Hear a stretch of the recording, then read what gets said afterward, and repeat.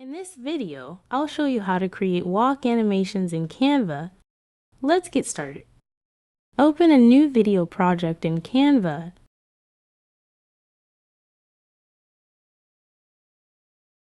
Go to the Elements tab and type Street in the search bar to begin.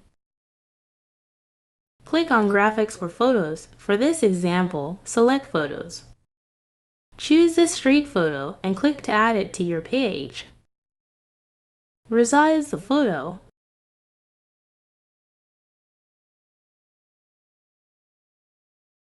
Then return to the Elements tab and search for walking. Click on Graphics.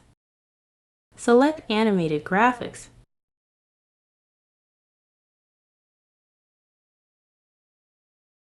You can choose any character you like. Let's pick this one. Resize the character. Then go to the Animate tab and click Create an Animation. Hold the Shift key on your keyboard and drag the character to the right.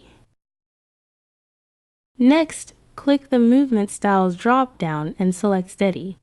Preview the animation to see the result. And that's it! If this helped, give this video a like and subscribe. Thanks for watching.